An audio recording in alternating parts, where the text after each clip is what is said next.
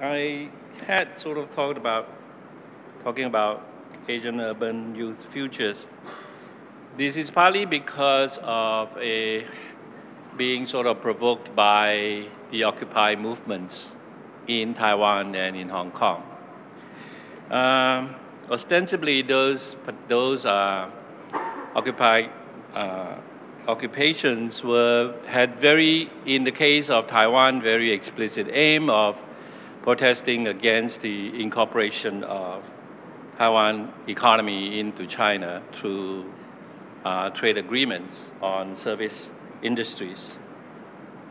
And in the case of Hong Kong, again, it's a protest against the determining of the political structure of Hong Kong exclusively by China. So China is the constitutive outside of these two instances of protest. But what is actually, as you know, in both instances, the protest was carried by essentially young people, university students, and in the case of Hong Kong, very clearly high school students. And in the case of Hong Kong, the high school students actually had been organizing themselves against several instances of Chinese intervention or local government clumsiness since 2010. So they didn't just emerge out of nowhere. They actually had been protests. Now, apart from the in the case of Hong Kong, the protest is for what would you call, the real democracy in the sense of asking for Hong Kong's self-determination of who can stand to be elected, who can put himself up to be elected as the chief executive of Hong Kong. As you know, Hong Kong is not properly constituted as a state. They have a chief executive rather than a minister or a prime minister. But beneath that kind of very explicit aims, in the case of Hong Kong, of course, total democracy was obviously not going to happen. So in a certain sense, the aim is more metaphor than real. Because they knew from the start that the Chinese government is never going to give them the kind of direct democracy that they wanted. So then what is behind this? I think it's much clearer in the case of the Taiwanese case, where the reason, as I say, the main carrier of both instances of Occupy had to do with youth.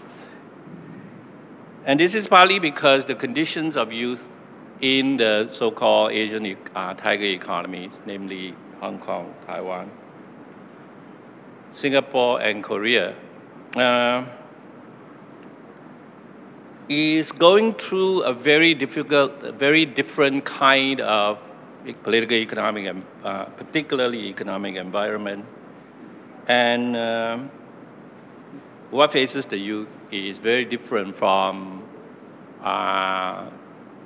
the economic conditions from, say, 1970 to probably late 1990s, after the Asian financial crisis. In all of those societies, in all those four so-called Asian tiger economies, we are now entering into a very different economic environment of slow growth. In Singapore, the growth is now expected to be less than 2%.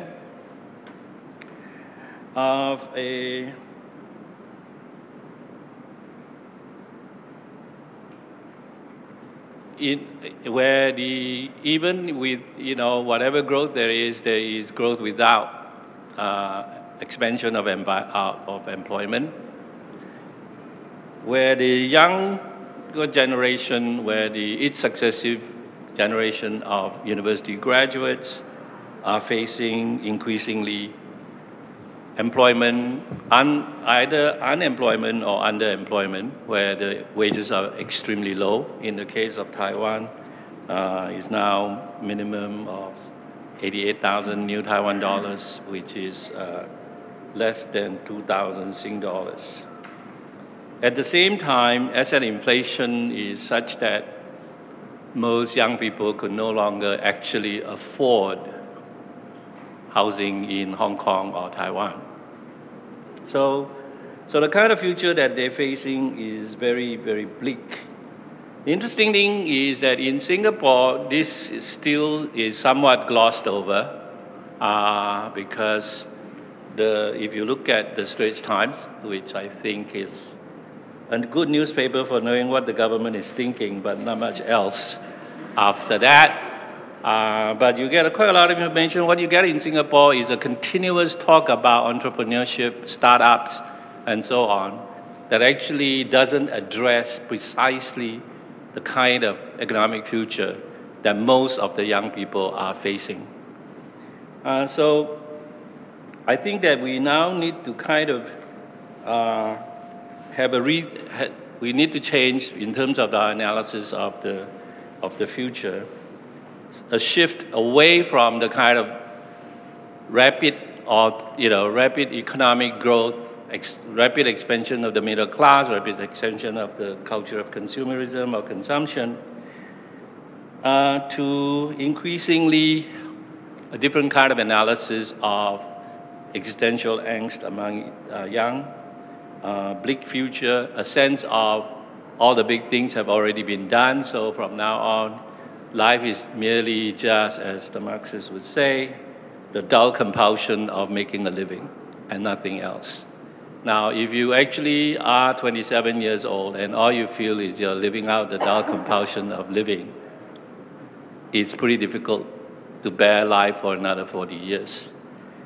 Now, the interesting thing, of course, in the Singapore case, there hasn't yet been any Occupy movement. Maybe it will happen, maybe not. If it happens, you better be there, or you will not be able to answer to your children about what you do in 2016. Thank you.